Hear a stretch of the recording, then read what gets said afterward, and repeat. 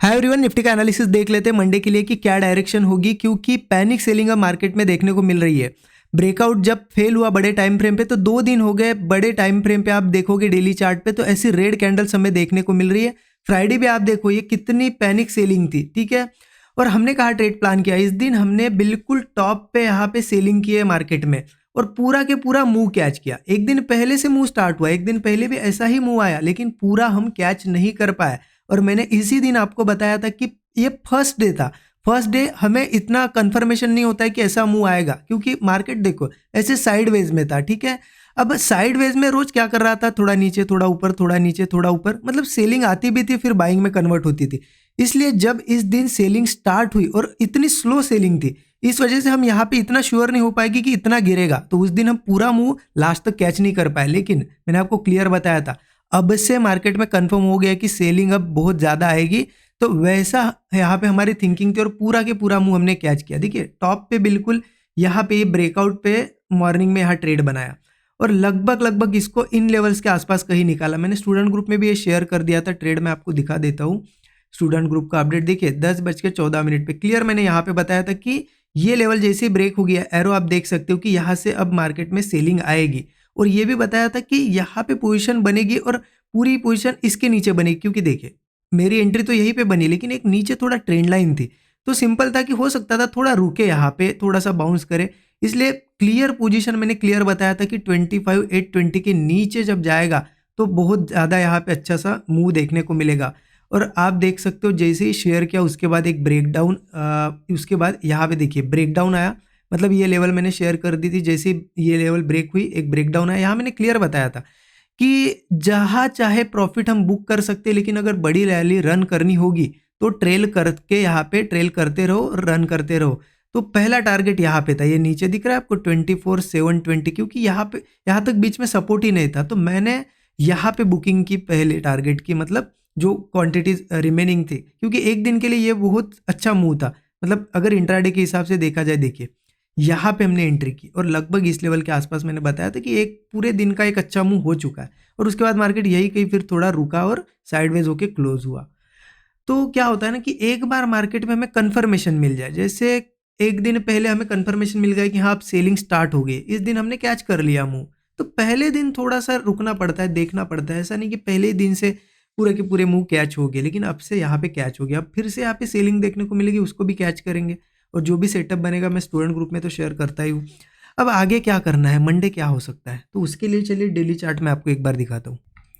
तो daily chart पे आ जाते हैं हम निफ्टी के। डेली चार्ट पे एक चीज़ तो अब देखने को मिलेगी, यहाँ पे मार्केट ने एक ब्रेकआउट बनाया था बहुत सस्टेन करने के बाद, बहुत दिन मार्केट ने टाइम स्पेंड किया, एक अच्छी कैंडल के साथ ब्रेकआउट बनाया, लेकिन यहाँ पे ट्रैप कर दिया बायर्स को, फेल हो गया ब्रेकआउट।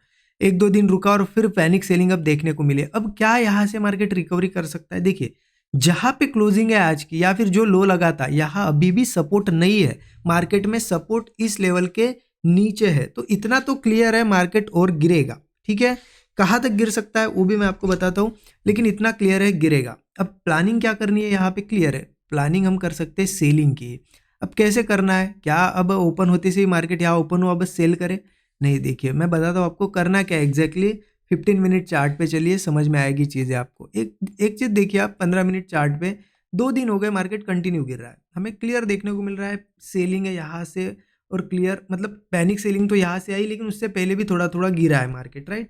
तो कंटिन्यूसली गिरा है, अब तक एक बाउंस बैक अभी भी नहीं देखने को मिला है। Bounce back in the sense ऐसा नहीं कि पूरा के पूरा ही मार्केट रिवर्स, बाउंस बैक मतलब ये जितने सेलर है अभी तक इन्होंने शॉर्ट्स इनके कवर नहीं किए है, ठीक है। इसीलिए हमें क्या करना है, देखिए जैसा कि क्लोजिंग अभी 25,700 के आसपास मिली है, अब अगला सपोर्ट नीचे जो है ना 600 पे है सीधा, मतलब जो भी सपोर्ट आएगा नीचे 25,600।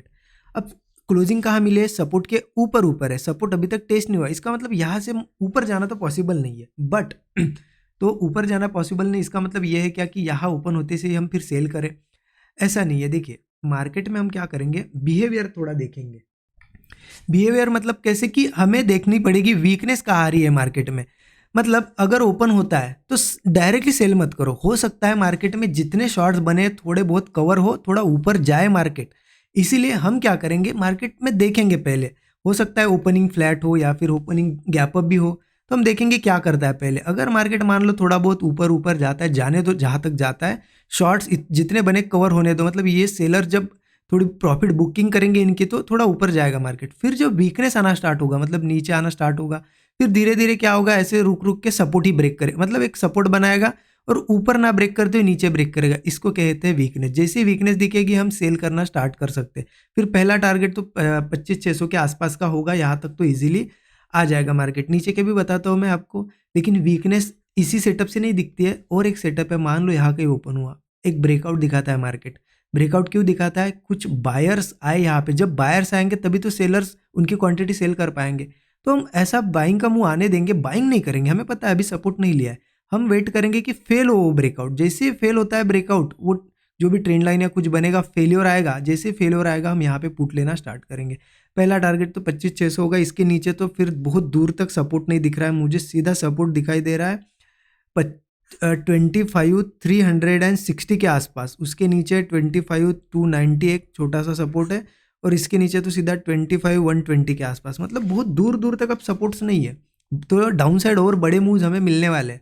लेकिन अगर ऊपर से हमें सेलिंग करनी है तो मैंने आपको बता दिया कि वीकनेस देखना बहुत ज़्यादा ज़रूरी है। अब एक चीज़ ऐसी भी हो सकती है कि सीधा चलो गैप डाउन या कुछ हो, 25,600 के सपोर्ट पे आए तो क्या करे, यहाँ बाइंग करे क्या? देखिए हो सकता है यहाँ से एक बाउंस बैक आए, क्योंकि कंटिन्यू गिर रहा है, किसी सपोर्ट पे आएगा तो ना रिवर्सल सही, लेकिन एक छोटा सा बाउंस बैक तो करता ही करता है मार्केट, क्योंकि यहाँ पे प्रॉफिट्स बुक होते हैं।